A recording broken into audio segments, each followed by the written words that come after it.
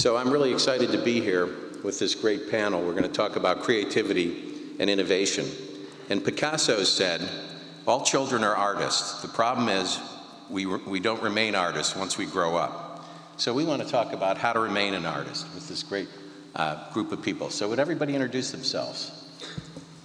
My name is Mark Bennett. I'm the country manager for Talent Garden, which is a co-working space, but also an innovation school, and crucially part of the DCU family. So I'm hoping a friendly crowd.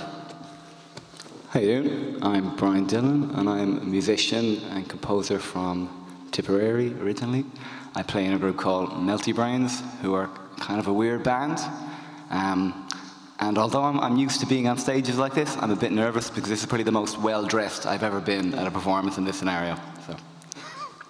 I'm Akhil Vorokara, and I was head of electronics and marketing director for Airloop, and we were the first team to represent Ireland in Elon Musk's SpaceX student Hyperloop pod design competition, where we worked to design and build a prototype for what could hopefully be the future of transport.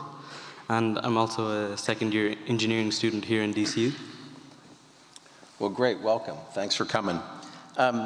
Many people believe that there are creatives and non-creatives. Do you believe that? Does everybody have creativity, or only some people like yourselves? We go in line. So I think everybody's got creativity. I have a 3-year-old son, and everybody starts off with huge amounts of creativity. I think that you just get put into sometimes ever smaller boxes, but everybody still has it inside. It just needs to be put into a context where it can come out. So what role do you think creativity plays in innovation? So let's say in our space in Talent Garden, you know, people are coming to us with digitization issues, so big corporates, and they're understanding that somebody around the corner is going to disrupt them out of existence. But you know, they've essentially been during their career in companies which demand them, for example, to be in the box, to do things according to a process, and we have to use creative means to get them to break out of that mindset. It's really a mindset challenge. So without creativity, down to the level of, you know, icebreaker games, it gets pretty basic because people have been, in some ways, conditioned so strongly. Okay, so Brian, you're a musician. Were you born? Excuse me? Were you born creative? I think I was born creative in the same way that everybody is, if that makes sense.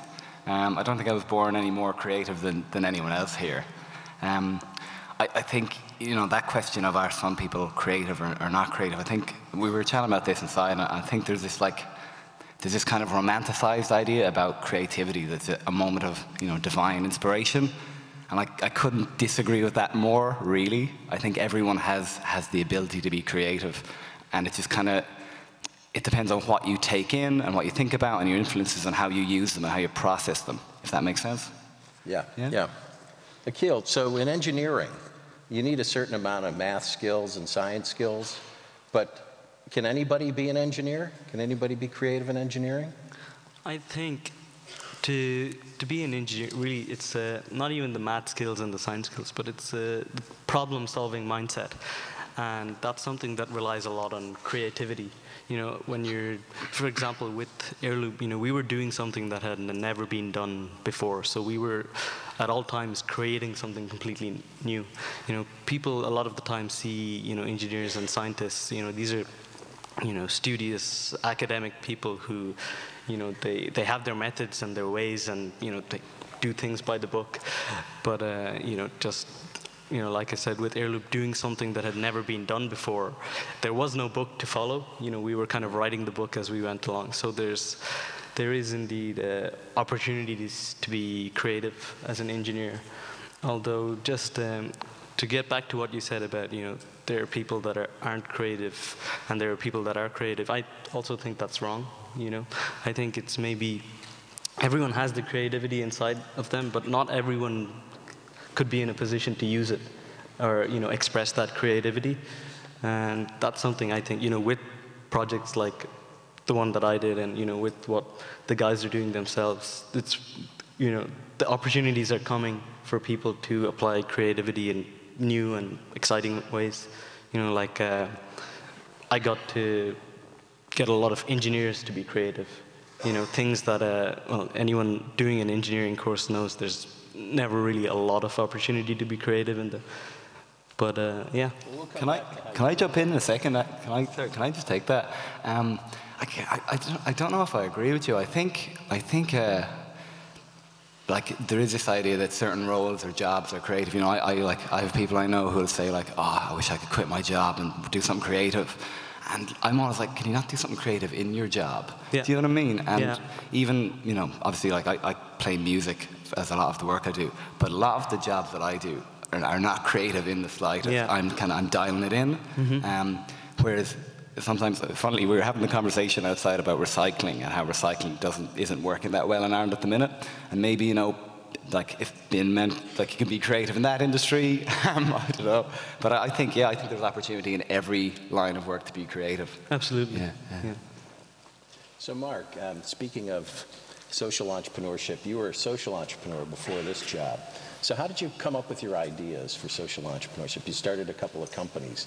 What made you do that? Yeah, so I'd be what you might call deep green, but then began to learn the ways of the world, and so did a business master's and understood, well, if you want to affect change, then you have to, you know, it all comes down to money. So social enterprise is an incredible way to do that. I, you know, set up my first company, and it was around corporate social responsibility, so trying to leverage the best intentions of corporates without falling into the trap of making bad behavior look good. I didn't fully realize, you know, how much bad behavior there was, and I wasn't 100% comfortable continuing down that road. That was maybe 15 years ago, and things weren't as advanced as they are now. I was talking to somebody earlier today from IKEA, and I've seen a little bit what their future plans are, and that's truly impressive stuff. So I think the world is changing in the direction that I would hope that it would change, notwithstanding the fact that in Ireland we've got a long way to go. With regard to the recent budget, etc. And then the other company that I set up in the 3 years prior to joining Talent Garden was around trying to put Internet of Things devices onto bicycles to try and stop bicycle theft. So bicycle theft is a €10 million problem in Dublin alone. But if you think of what happens when somebody loses their bike, it might be a €100 bike, but to them it's what it allowed them to do in their lives. So I think it's a big societal problem, and I was trying to use technology to fix it. I had a great time of it. Was in Switzerland working with AXA Insurance and the telecom in Switzerland to roll out the solution. But, you know, it's tough out there. There's a hype curve, and I think IoT smart cities is just at the peak of it. The peak of so, the hype curve. you know, I've joined Talent Garden, and I look forward to resurrecting that bike technology firm when the market is actually ready for it. So Brian, where does a song come from? I had the opportunity to listen to one of your songs, especially, I don't know if anybody's heard any of the music.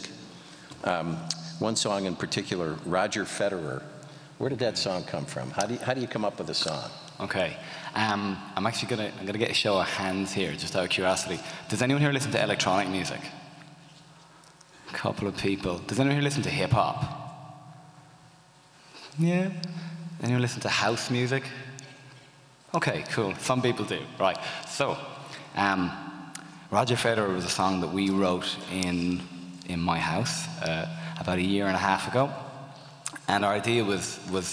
It's funny, you talk about where ideas come from. Our goal was to write a footwork tune, a piece of music in the genre of footwork. And the reason I ask people to put up their hands is because footwork is a genre of music that's like a mixture of house and hip-hop that came from Detroit in the last 20 years. And I guess the most famous like pioneer or innovator of footwork is a guy called DJ Rashad, who died in 2014, 15.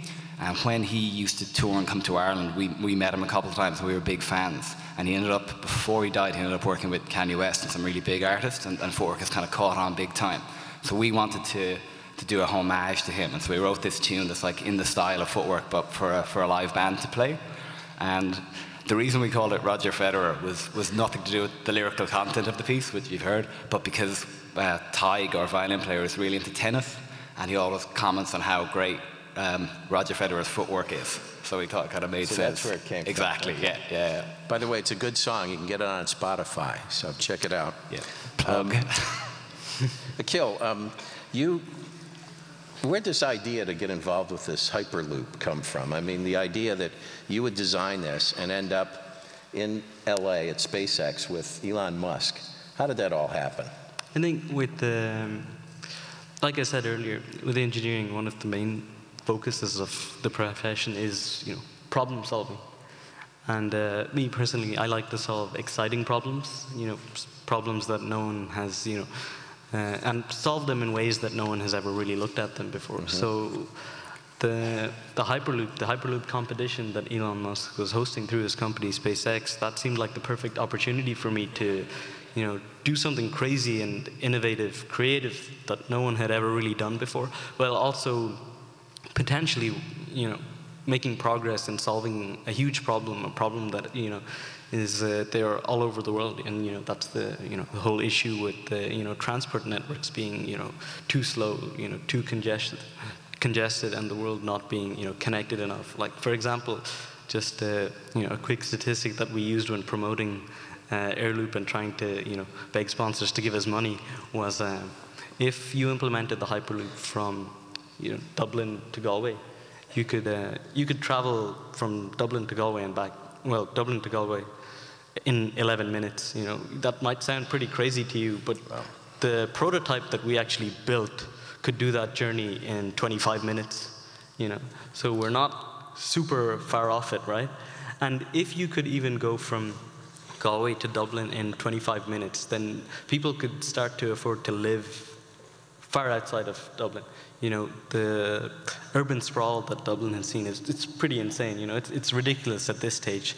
But if people could, if you made it, a huge investment in, the transportation infrastructure, then it could potentially, maybe not completely solve it. I'm not trying to say it'll solve everything, but it's something that should definitely be considered as a solution to a major problem. And it's an exciting solution. Yeah. Does everybody know what the Hyperloop is? Raise your hands. More. Could you just give just a second on what it is? Yeah, so the line I like to use is a transport that's faster than a plane, but as convenient and as affordable as, a train or a Dublin bus or something like that. So how does it work? So it's essentially vacuum tubes, evacuated tubes, so, no air, no gases, no nothing inside these tubes. And in those tubes you have very, very high speed maglev, rocket-propelled, electric motor-powered trains, well, pods, essentially, right? And it might not sound like, it might sound a little bit crazy and might not sound like you might be wondering, why does that make it, so cheap and so efficient? Well, the reason for that is when you're in an evacuated tube, you have no air resistance, and air resistance is a huge problem when trying to get to the highest speeds. So, going from 0 to 100 kilometers an hour, air resistance is not that big a deal, but when you're going from 300 kilometers an hour or 500 kilometers an hour to 1,000 kilometers an hour, you're going against air resistance, even with the aerodynamics of a rocket or something like that. It's like trying to push against 1,000 brick walls, and when you eliminate that, you can go faster using much less energy. Great, even I could understand that. Thank you.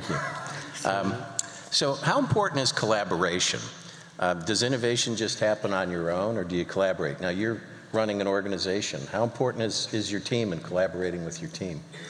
Well, we have 3,200 square meters of what we call innovation space, 350 seats to fill. We've got a cafe. We've got a huge amount of moving parts. And as a 6-person team, unless you're collaborating and helping each other, it's just not going to work. So it's literally fundamental. And what we hope to do is to show companies a new way of working, so like a really flat structure, very little hierarchy, helping each other out, leveraging on our core skills, but also having a real idea of upskilling everybody. So the thing that do you have a secret to collaboration? Yes, but I can't tell you because it's a secret. It'd be crazy. Okay. No, it's not. I think it's we have company values such as transparency. So I think that essentially is transparency and accountability, and a huge level of trust. So the people that I'm working with trust that I have their best interests at heart, and then they hopefully make all of our lives easier by putting the extra effort when it's required, and then taking a break when everything's going smoothly. Okay, thanks. So the ultimate collaboration is a band. You're in a band. Yeah. How does that work? It seems like in bands they last for a while, then they don't last. Yeah, like the ultimate collaboration is like definitely in the sense of being the most difficult. You know, how does collaboration work in that scenario? Like, yeah, with a lot of incredible difficulty and strain. No, I'm kind of joking.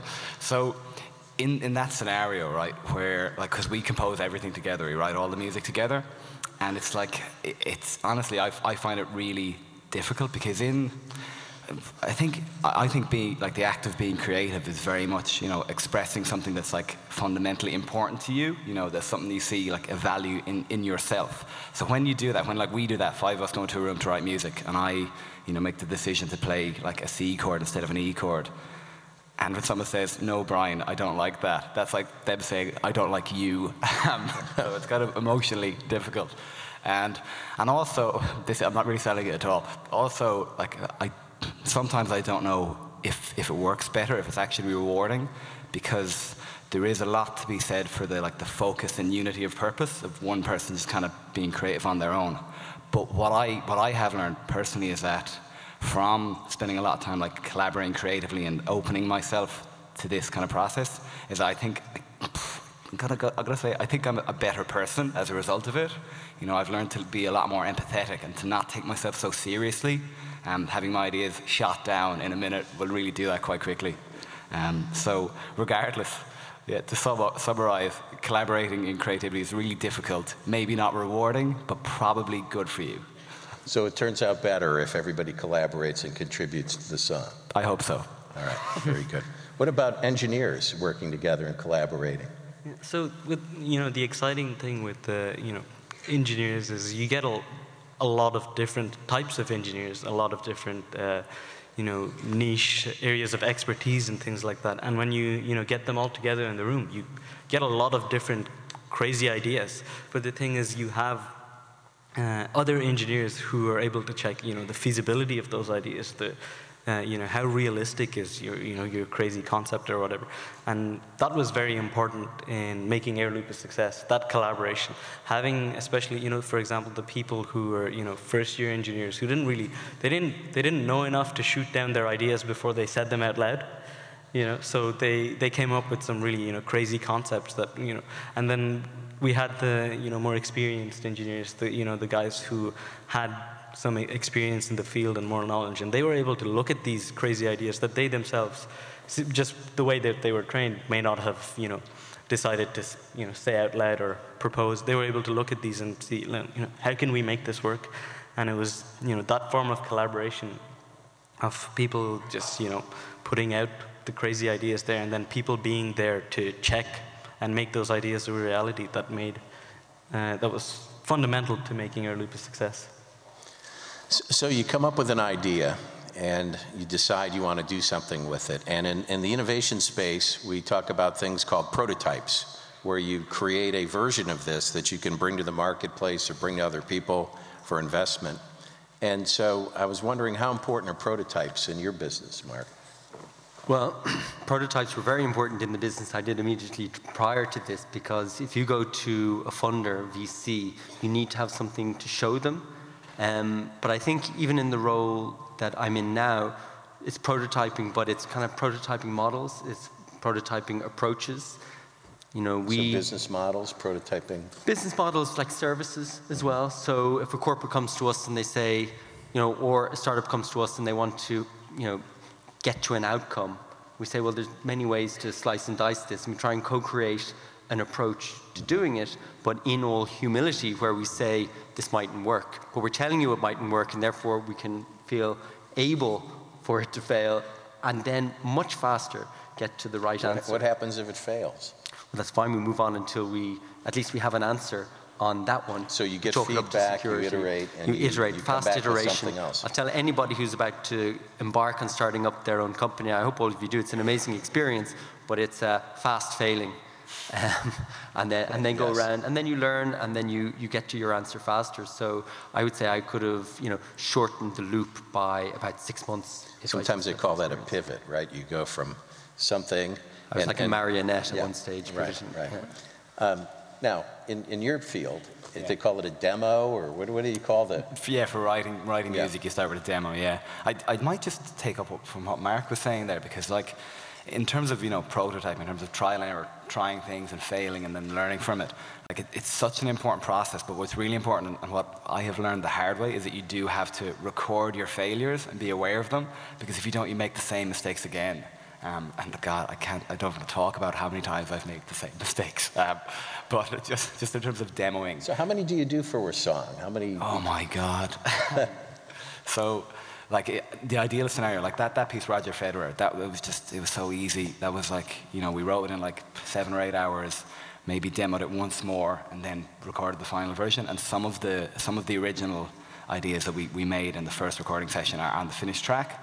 There's another song that we put out in the same batch called We Landed Here, and that went through the version, because you bounce out like a mix from your DAW, from your like studio software, essentially. You bounce out a mix, and then we'll always name them or date them. And I think the version that we finally sent away to be mastered was version like 78 or something like that.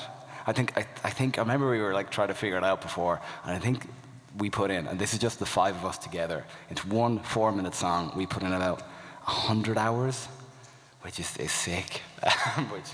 So how do you know when it's done? How do you know it's not done. It's never done. It's never done. You just have to, at some point you just have to say, this is as far as we can take this, and perhaps you would have been better off finishing earlier. But sometimes you can go beyond when you're not really making it better. Yeah, Akil, so you created a prototype that won an award and brought you to California. Yeah. How did you know when it was done? How did you know what to put in it? So I guess in our context, it's a little different to what you were saying, in that we know when it's done because it works, because it goes, essentially, in our case with the pod. But before we even made, jealous. Sorry. Before we even made our actual pod, the pod that we brought to California, to SpaceX headquarters, we had to make several smaller prototypes testing out various concepts that were unique to our pod, like the suspension setup, how the motors drive the pod forward, and things like that. And those were instrumental to our success, because with engineering, there's a lot of simulations you can run, and stress testing you can do on the computer, but nothing really stacks up to actually seeing a form of your concept work right in front of you. And that was hugely helpful for us, because there's always things with anything really, that once you roll it out in some way, only then you notice maybe flaws or ways to make it better.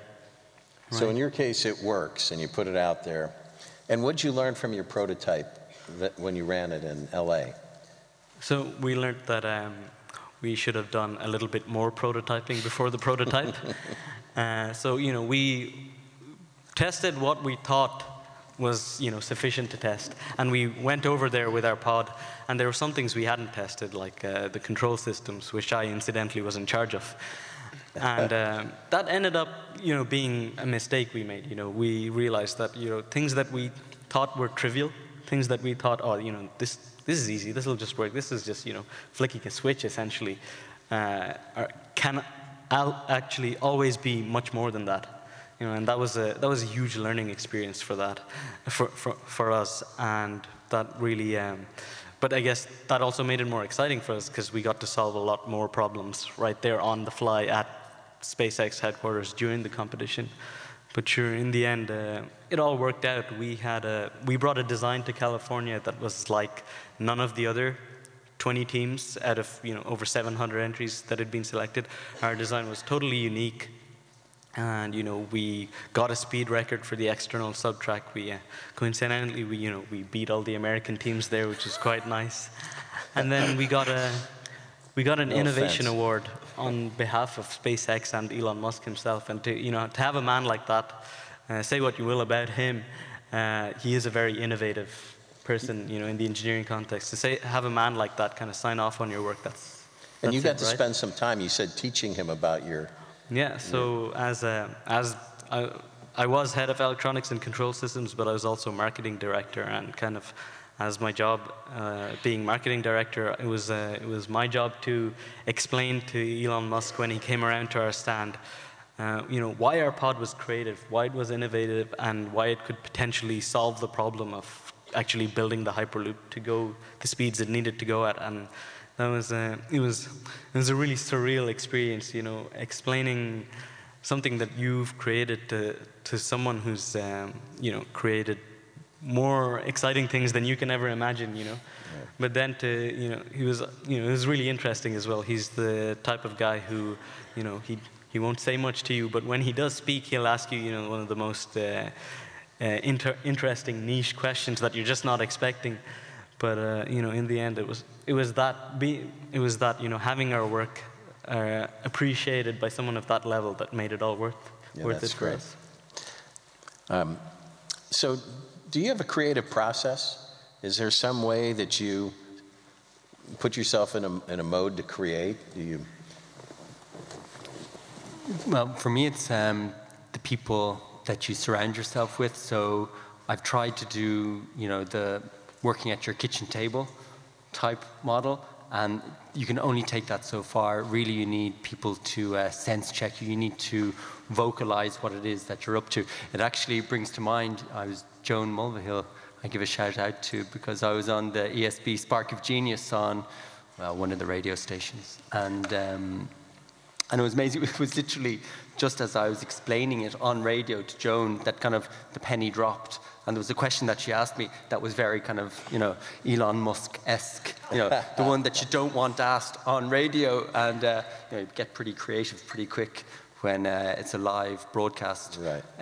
But I think that's it. It's like getting yourself in front of people, particularly good people who have those insights, who it's kind of trial by fire. So get the idea out of your head and in front of other people to get feedback. And put yourself under pressure. Yeah. Do you have a process you go through? I mean, I've tried a lot of things. One thing, earlier you asked that idea about there's kind of a cliched idea that some people are creative and some are not. I think there's also a bit of a cliched idea that like creativity or ideas just happen and that you can't force them. But sometimes I think it's good to force them. Yeah. Like a good example is like just in Ireland in a musical scenario is Hosier, who dropped out of college at 20, told his parents he just wanted to be a songwriter, and they said that's fine. You can stay here. You can we'll feed you, we'll house you, but you have to go to work. You have to go and write songs from 9 to 5, Monday to Friday, and that was how he got so good at it. He just like. So it became. So it's not just the creativity, it's the work that goes into developing the creativity. Absolutely. There's a singer, Erykah Badu, who's this American like neo-soul singer. Mark's a fan. But I heard she had a great quote. She was talking about, what's that term, like about having writer's block. And she describes it as a downloading period. So when she's not writing music, she's just listening to as much music as she can, because that's where she's going to get ideas from. And I think that's a big part, and it's been really nice hearing Mark and Akil talk about like the kind of collaborative elements, because I'm sure that's a way of fostering ideas, learning from other people. And even the fact that like for Elon Musk to design his Hyperloop, he was like, I'm going to ask everyone in the world to see how they do it. Just shows how much you can kind of take from other ideas. Yeah. Do you have a process? I think with me anyway, and some of the engineers that I know, the process always starts with what's the problem we're trying to solve, and then from there it's what other solutions are already there, and then also how can we make it better, what creative way is there to make this a solution for this problem in the most efficient and exciting, in some contexts anyway, way possible. How do you know you're working on the right problem? I think with us, it's especially with Airloop, it was a passion project. For us being students, this was the chance to work on something really, really exciting. It wasn't about whether this was the best problem to solve. It was more, is this the most exciting problem? And also we had, you have to operate within your capabilities to a certain extent as well. And this afforded the opportunity to work on something really exciting, really awesome, something that could potentially change the world, but was also within our capabilities to work on. Great. By the way, I forgot to mention, Joan is an amazing artist. She's a painter. Her work is incredible. So if you get a chance, check it out. What about physical space? You work in a business that creates these creative physical spaces.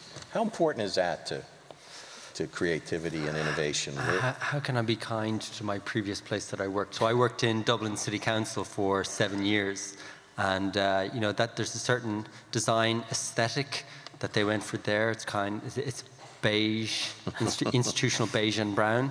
Thankfully, the people were lovely, but the context within which it was could have been better. And it was in Dublin City Council, the civic offices were the two brutalist blocks, you know, and then a more modern section. So now I'm working in a co-working space which has been designed to foster creativity and collaboration. It's visually interesting, but it gets out of the way. It's very fresh, very open, and I can attest personally to how it does make you think differently. And it also encourages you to flow through the space, because I think people need to be a little bit mobile. I think, you know, anybody with a smart device, every 45 minutes you get an annoying little vibration. But, you know, when you're in a, let's call it a poorly designed space, well, what are you going to do? Like stand up and flap your arms? You know, you kind of, nobody does it because it looks ridiculous. Whereas if you're in a co-working space, for example, where we are, well, you naturally go for a wander, and happily on your wandering, you'll meet somebody who you think, oh, actually, I meant to ask them a question. And so just even walking around is part of your creative process. So as I said, we're 3,200 square meters of innovation space, every bit of it, whether it's the cafe, the event space, the workshops, the desks, are all supposed to go in the direction of innovating. You know, you bring up the cafe. Their coffee's very good over there. In fact, we met in the cafe and had a very good discussion, just kind of randomly. Well, I think cafes are the original innovation space, you know, back in London in year dot. So as a musician, you play in different venues. Does that matter? Do you play the same no matter where you are? Or? No, absolutely not. I mean, I think in terms of, I might go on a little bit of a tangent for a second. Sure. But like, there's a phrase, you know, people often talk about, like, you go into a venue or a restaurant or whatever, people say, like, there's a good vibe in here. You know, everyone knows that phrase, and it's kind of like it's a bit airy-fairy, but I actually think there's a real truth at the heart of it, because when people talk about like a good vibe, it means, you know, a good vibration, and every space has like very particular acoustic properties. When you think of how waves propagate and how sound waves propagate, the space of the room and the shape of it makes a very different feeling. So somewhere like the Helix, like, is designed specifically so that the sound works in a certain way. But like, I'm not going to pretend I know much about architecture, but I've read a few articles on architecture which suggest that typically architects think more about light and how spaces look than how they sound. But often, I imagine everyone has felt this and not realized that you go into a room where you're talking to someone and you're really uncomfortable and you don't know why. And often it's because those rooms are actually like poorly designed acoustically, and they have very short reflections. So you're constantly hearing everything you're saying back as you're speaking. And that's like difficult in a conversation, but when you're trying to play music, it's a nightmare. So the acoustic design of a space should be paramount, but in many small venues, it's not really taken into account at all.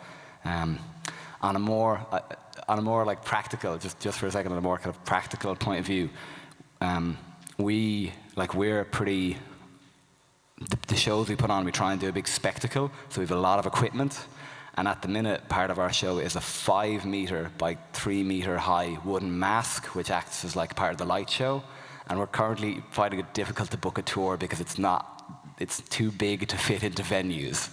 So physical space matters for many reasons in that regard. And you may have wanted to prototype that first to try it out. Oh, that's such a good point. So what about the physical space, the lab? Are all labs the same? Or? Yeah, so of course it's no innovation, no creating can happen without, you know, a workshop to actually build a prototype, to, you know, mock up your ideas and test them. But at the same time, less physical space, but also something that's very important is the environment that you're in. Like, we were all students in, you know, a student environment. You know, we weren't bound by like the same kind of constraints that we might have been working for a corporation. You know, or at the same time, we also, one of the other things was we were raising all the money to make our project happen, right? So, that was another thing that, that pushed us. We had to do our, sponsors proud and things like that. And, if it was just money that was being, handed out to us, without any conditions or anything like that, maybe we might not have done as well as we did. But, yeah, I guess, there's not much more to say in that sense. So is there anything that we haven't talked about in creativity or innovation that you'd like to bring up that we've missed so far in our conversation? Or would you like to ask a question to any of your colleagues? Well, I would say that motherhood, no, what is that phrase? Necessity is the mother of invention. Thanks, Joan. Look, there she is. Again. And I think that's the case. One of the things that preoccupies my mind, apart from, the job that I'm doing at the moment, which is a pleasure to do, is also things like the climate crisis. And I think that really, can exercise people's minds and creativity, solving real world, tangible problems, I think is a worthy pursuit. Okay. Any comments? Yeah, it's kind of related. It's kind of related particularly, because Mark works in social innovation, and like Akil, you've been talking about something which could potentially change the world and for the better. And something that I thought about when I was preparing this is that like, creativity is a very powerful force, but it's not, this is opinion obviously, but it's not always used for good, if that makes sense. And that's a very aspirational idea. But I don't know, I feel like nowadays in society there's a lot of can-do attitude. There's a great focus on like, I can and I will do this. But I don't know if people always question if you should do it. And I think I know from my own life, people who I would have kind of grown up with, people who are really creative and have great potential, and they just end up working in a field which is using their creativity, but for something which maybe isn't for the greater good, if that makes sense. And I kind of, Mark has been talking about social innovation. It's really impressive.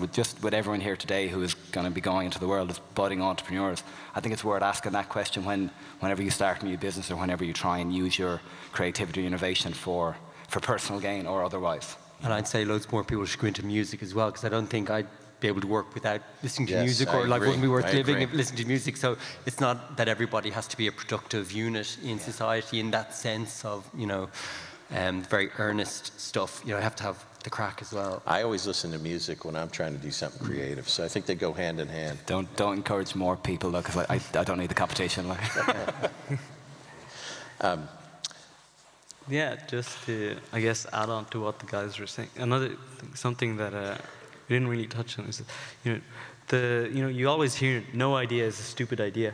I think that's very true. You have nothing to lose just by saying the idea. But the real reason I think no idea is a stupid idea is because you might say an idea and even you yourself might think that's quite silly. But the ideas that could come from that, the ideas that could, improve on that idea or make that idea something that's really smart, you would lose out on those ideas if you didn't say it. So never be afraid to kind of, speak your mind when you're trying to do something creative or, engage in a creative process. Just one thing, I think that comes quite naturally to people who are in college, who are, it's time for the training of your mind. I think what happens when people go into the world of work is that they become professionals, and as a professional, you're not supposed to say something stupid, or you're supposed to know, not know, and that's why people do need to come to innovation spaces or find new ways of working, essentially to get back to where they started and reinterpret everything from first principles. Yeah, absolutely. So how are we doing on time, by the way? You got a few minutes, or? Okay. Yeah, okay. Real quick. So this is a quote from David Kelly, the guy who founded the D School and IDEO, very creative guy, designed the mouse. He said, creativity is something you practice, not just a talent you're born with. And you touched on that before. So just because you're creative doesn't mean you're going to be able to develop that creativity. So as we're in closing, first of all, what do you think of that? And second of all, if you gave our audience any advice, one thing that they could do to enhance their creativity or be more innovative or channel their inner artist, what would it be?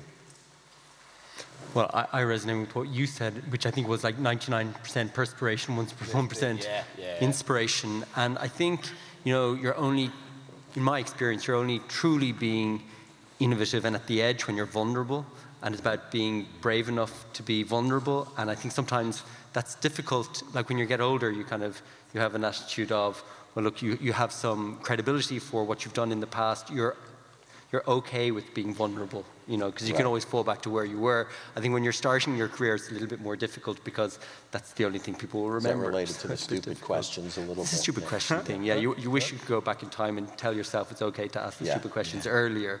But I understand the difficulty that people have because you want to make a good first impression. I think one thing I would say, Akil kind of touched on earlier, like the idea of not trying to reinvent the wheel. I know you didn't use those words, but and I think, like personally, I kind of think all creativity is just combination.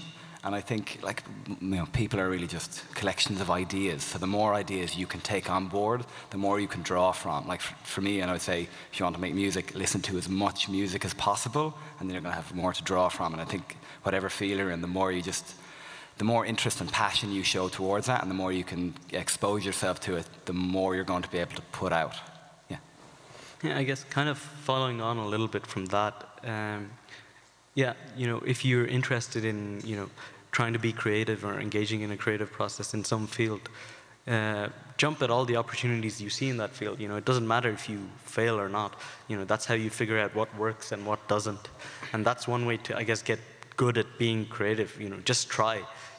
Do as many attempts as you can. Don't be afraid. You have really nothing to lose. You only have everything to gain in experience, right? Don't give up. Keep trying. Just one little anecdote was I knew a guy, really interesting guy. He's a novelist, and he hung around with novelists. They're all very cool. And there was one guy who stopped reading novels because he didn't want to be influenced by other writers. He wanted to find his, the great American novel inside, and he essentially had the longest writer's block ever. It stopped his creative process. If you don't have the inputs, you can't get the output. It might seem, like chaos sometimes. You've got so many inputs, but rely on the back part of your brain when you're asleep to sort all that stuff out. But don't narrow your world unnecessarily. Okay, great. Well, I believe Joan is going to help us with some questions. So we'll open it up to questions. Now that they know all my talents as an Elon Musk type interrogator, artist, I'm not sure there's room on this stage for my head. Okay, anyone got any questions? Because there are no stupid questions, as we know. It would be a bit silly, though, to miss this opportunity to ask these guys questions. So I definitely would. Any takers? They're tired now. I have a question. You have a question? Go, Mark. Lovely to see you again, by the way. I want to put it straight back on Joe and have Joe tell us about his creative process. Well, I have a couple of whiteboards in my office, and I usually start on the whiteboard if I'm working on something. I put music on. Spotify is an incredible source of inspiration. Then I generally, when I have an idea, I create a storyboard, typically. And then sometimes that's enough. I could take that idea and share that and get input from the storyboard. Sometimes I'll take it and put it in PowerPoint, but I prefer the storyboard. I prefer to sketch things out and start with very simple ideas and sketch them out and share them. Because one of the things about a prototype is that you don't want to get too far into it and too advanced before you get feedback. And so that's kind of my process. I'll think about it, then I'll take a walk, I'll do something, but I listen to music, and then ultimately you get feedback as quickly as possible. But that's pretty much my process. But He also carries one of these around all the time. yes. It's a little black book. I don't have it with me. You don't have Although it with these you. pages are out of the book. So Joe gave me this. Joe gave me this about 8 weeks ago. I'm really filling it up. It's so well used now. I've got sellotape holding it together. Just to capture ideas. So I know that's... And your paintings? Yeah, sketches for out or ideas paintings for those. in there? So another thing about that walking around thing, I don't know if you saw, it was maybe 5 years ago, they sold Darwin's stones. And what they were was every evening he would go for a walk around his garden and he had these 3 stones. And as he passed the stone, he'd kick it out of the way so he could keep count of how many times he'd gone around, because he was so lost in thought that otherwise he wouldn't know how many circuits he'd done. So I think walking is a great part. Walking, nature, going to see art. I think one thing that's kind of proven that you need to change your mindset if you focus too much on a problem for too long, it gets counterproductive. So, you know, music, and I really like to sketch and draw and start things off very simply. So sketch the ideas out simply and then get input. I think that's a bit about, is it something about drawing from other disciplines though as well? Maybe, you know, in music, do you just get inspired by other music, or is it by other things? By all, yeah, absolutely. I read a lot, and I read a lot of Irish literature. There you go. And that's definitely a source of inspiration. Just because it's kind of, I don't know, like personally I find it interesting but difficult to find a unique voice in like such a congested world now, you know, especially coming from a place that really, like Ireland really, it's not really underrepresented in the arts. And I wonder, like, do I have anything to add, do you know what I mean, to what's already been said? And surely that's kind of the goal of an artist or of anyone on the planet, really.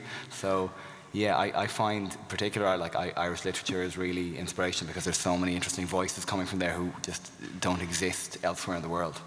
Yeah. There's probably more space in the market for, you know, high-speed transport, which we have not exactly excelled in. I'm very excited. I live in Mullingar. I have to drive up and down for an hour each way every day. If I'm lucky, You'll be here in 2 minutes. You know, if you can get me home in 2 minutes, man, I am thrilled. Power that's on. the dream. So Joan, I have a question for the audience. How many of you in the audience think you're an artist? Oh, I asked this earlier You on. did? I got 5 for 10 for creative. Okay. What I mean, about the actual creatives? specificity of artistry would be just... Any takers? Does anybody have a hobby, or were you good at drawing when you were younger, or is there something that you really enjoy doing, even if it's working with your hands and crafts? Because that can draw from your art. You can start from there. Sorry, I think everyone's an artist, aren't they? I do too. Yeah, I think you're all artists would be my... You know, when Akil was talking about problem solving, after I did an undergrad in like composition and writing music, and then I did a master's in music tech, and I had to write code, which initially I was like, oh God. And then I got really into it because there was a guy in my class, it was brilliant. Like, and when I watched him, I realized like problem solving is an art form, you know, and it's quite beautiful when you get into it. And I think anything, if you get into it enough, becomes an art form, you know. Well, then also, you have to work at the... Oh, sorry. Also, there's a huge feeling of satisfaction that you get when you successfully solve a problem. You know, when you come up with an idea that you think is good, you know, that feeling of excitement and satisfaction is another kind of reason to be creative, to get creative. I think there's another context thing as well. Back in the noughties, I was working in London and working with disadvantaged youth and young offenders, and I had this great idea that we'd get them to write poetry, and that we'd put their poetry up on between Goulburn Road and Portobello Road in London, and they came up with their poetry, but it was their poetry. It was the poetry of the streets, you might say, and how they, you know, felt when they walked down the street in their hoodie and how people treated them. I think there was about, and we got somebody to facilitate this kind of slam poetry session, and I think we had 24 poems come in, and the local council, Kensington and Chelsea, I think I got about 6 of them past that filter, and got them up onto the wall. So you kind of have to manage the, you know, I don't know, expectations as well. It's like sometimes people aren't ready for your art, you know, and you just have to suck it up, and that's just the way that it is. You can't be too much of a snowflake. You just got to go, well, they're not ready, and just keep going, keep pushing through Actually, those that's something brick interesting, walls. and it's a conversation I've had with Joe recently about art and people being ready for it. I think I didn't paint for years till recently, and it's because before I'd always done what I thought other people would like. And actually, what I've done in the last 2 months, I just went and sod it. And it's about doing what I like. And actually, some people will like that. My mammy might not necessarily like it, but if she's not your target audience, you know. We in Kensington Chelsea also painted over a Banksy, which must have been worth, now would be worth, I don't know how many houses that'd be worth. But you know, I have an original Joan, so I'm saving that for my retirement. Maybe one thing we could, in closing, think about is, what if we did think of ourselves as artists? What if we did think of the work we do as our art? What if we thought about ourselves as being creative and innovative?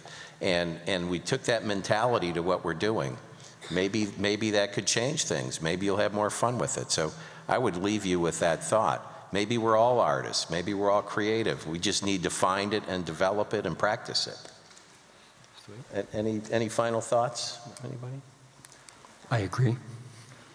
There's actually, this is kind of a weird one to finish with at a business conference, but Karl Marx actually said in the future everyone will be an artist for their work, which I think is a really nice idea. And again, maybe not suitable for a business conference, but we'll go with that. Absolutely.